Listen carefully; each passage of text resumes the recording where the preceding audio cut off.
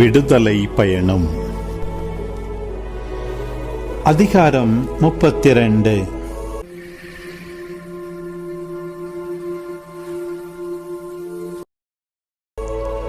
மோசே மலையினின்று இறங்கி வர தாமதித்ததை கண்ட மக்கள் ஆரோனை சுற்றி கூட்டம் கூடி அவரை நோக்கி, எகிப்து நாட்டினின்று எங்களை நடத்தி வந்த அந்த ஆள் மோசேக்கு என்ன ஆயிற்றோ தெரியவில்லை.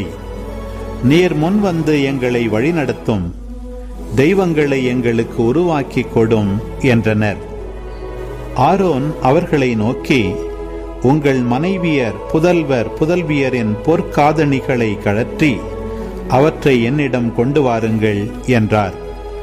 அவ்வாறே மக்கள் எல்லோரும் தங்கள் பொற்காதணிகளை கழற்றி அவற்றை ஆரோனிடம் கொண்டு வர, அவரும் அவர்கள் கையிலிருந்து அவற்றை பெற்றுக்கொண்டு உருக்கி வார்ப்பு அச்சில் வடிவம் கொடுத்து ஒரு வார்ப்பு கன்றுக்குட்டியை செய்தார். அப்போது அவர்கள், இஸ்ரவேலே, உன்னை எகிப்து நாட்டினின்று நடத்தி வந்த உன் தெய்வங்கள் இவையே என்றனர். இதனை கண்ட ஆரோன் அதற்கு எதிரே ஒரு பலிபீடம் கட்டி, நாளைய தினம் ஆண்டவரின் விழா என்று அறிவித்தார். மறுநாள் அதிகாலையில் அவர்கள் எழுந்து எரிபலிகள் செலுத்தினர், நல்லுறவு பலிகளையும் கொண்டு வந்தனர். பின்னர் மக்கள் அமர்ந்து உண்டு குடித்தனர், எழுந்து மகிழ்ந்து ஆடினர். அப்போது ஆண்டவர் மோசேயை நோக்கி, எங்கிருந்து இறங்கி போ, நீ எகிப்திலிருந்து நடத்தி வந்த உன் மக்கள் தங்களுக்கு கேடு வருவித்துக் கொண்டனர். நான் கட்டளையிட்ட நெறியிலிருந்து இதற்குள்ளாகவே விலகி அவர்கள் தங்களுக்கென ஒரு கன்றுக்குட்டியை வார்த்து கொண்டார்கள். அதற்கு வழிபாடு செய்து பலியிட்டு, இஸ்ரவேலே, எகிப்து நாட்டினின்று உன்னை நடத்தி வந்த தெய்வங்கள் இவையே என்று கூறிக்கொள்கிறார்கள் என்றார். மேலும் ஆண்டவர் மோசேயிடம், இம்மக்களை எனக்கு தெரியும், வணங்கா கழுத்துள்ள மக்கள் அவர்கள். இப்போது என்னை விட்டுவிடு, அவர்கள் மேல் என் கோபக்கனல் மூண்டிருப்பதால் நான் அவர்களை அழித்தொழிக்கப் போகிறேன், உன்னையோ பேரினமாக்குவேன் என்றார். அப்போது மோசே தம் கடவுளாகிய ஆண்டவர் முன் மன்றாடி, ஆண்டவரே, மிகுந்த ஆற்றலோடும் வலிமை மிகு கரத்தோடும் நீர்தாமே எகிப்து நாட்டிலிருந்து கொண்டு வந்த உம் மக்களுக்கு எதிராக உம் கோபம் மூழ்வது ஏன்? மலைகளில் அவர்களை சாகடிப்பதற்கும் மண்ணிலிருந்து அவர்களை அழித்தொழிப்பதற்குமாக வஞ்சகமாய் ஆண்டவர் அவர்களை கூட்டிச் சென்றார் என்று எகிப்தியர் சொல்ல இடம் தருவானேன்? உமது கடுஞ்சினத்தை விட்டுவிட்டு உம் மக்களுக்கு தீங்கிழைக்கும் எண்ணத்தை மாற்றிக்கொள்ளும். உம் அடியாராகிய ஆபிரகாமையும் ஈசாக்கையும் இஸ்ரவேலையும் நினைத்தருளும். நான் உன் வழிமரபினரை விண்மீன்கள் போல் பெருகச் செய்வேன். நான் வாக்களித்த என் நாடு முழுவதையும் உன் வழிமரபினருக்கு அளிப்பேன். அவர்கள் அதை என்றென்றும் உரிமை சொத்தாக்கிக் கொள்வர் என்று நீராகவே அவர்களுக்கு ஆணையிட்டு அறிவித்துள்ளீரே என்று வேண்டிக் கொண்டார்.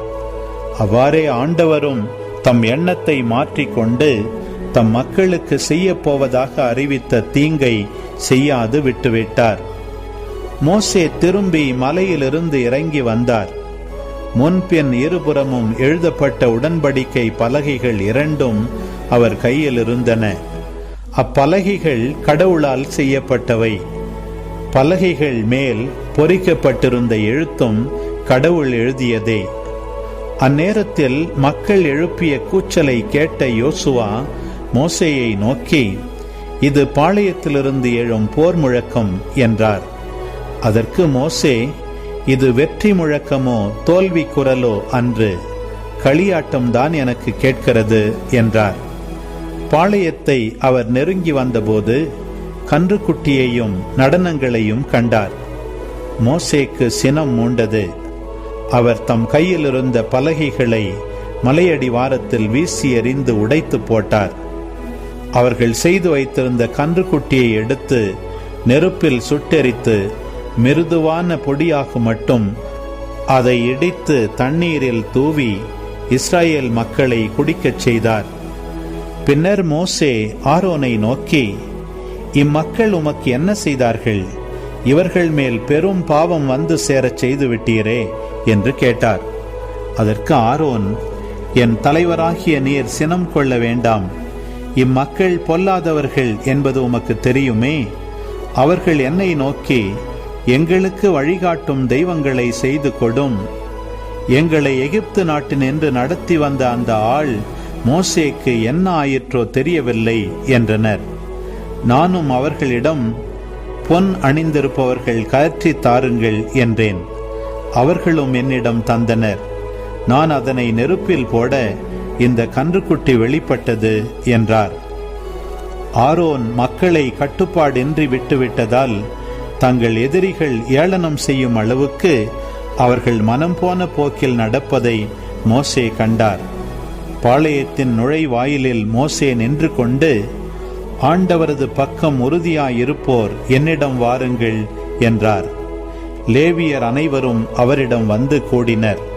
அவர் அவர்களை நோக்கி, இஸ்ரேலின் கடவுளான ஆண்டவர் கூறுவது இதுவே, ஒவ்வொருவனும் தன் வாளை இடையில் செருகிக் கொண்டு பாளையத்திற்குள் சுற்றி வந்து வாயில் வாயிலாக கடந்து சென்று தன் சகோதரனையும் தன் நண்பனையும் தனக்கு அடுத்திருப்பவனையும் வெட்டி வீழ்த்த வேண்டும் என்றார்.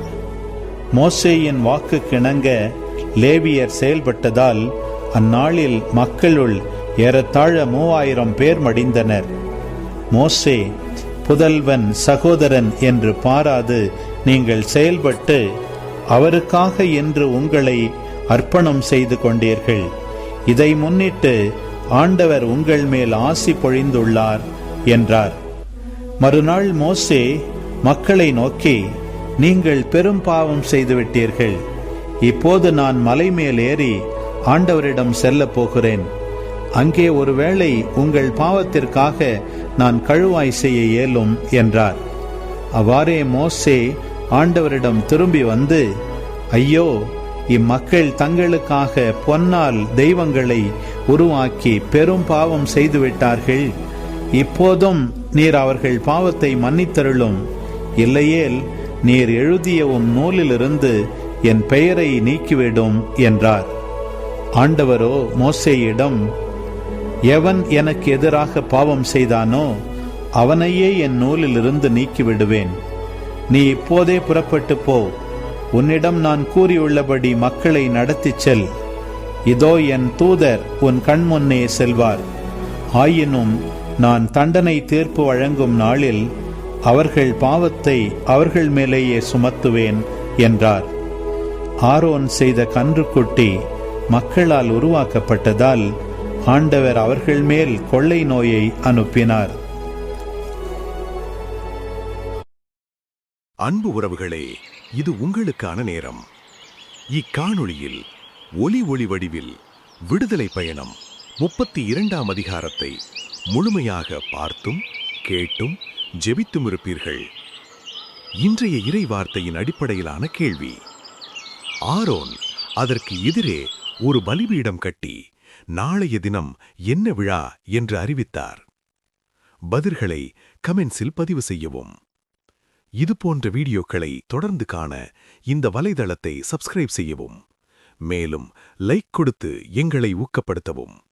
இப்பதிவுகளை மற்றவரோடு பகிர்ந்து ஷேர் செய்து நாளும் திருவிவிலியத்தின் ஒரு அதிகாரத்தை வாசிக்கவும், கேட்கவும், பார்க்கவும் நீங்கள் உதவிடலாம். மீண்டும் அடுத்த காணொளியில் சந்திப்போம். இந்த நாள் இனிய நாளாய் அமையட்டும்.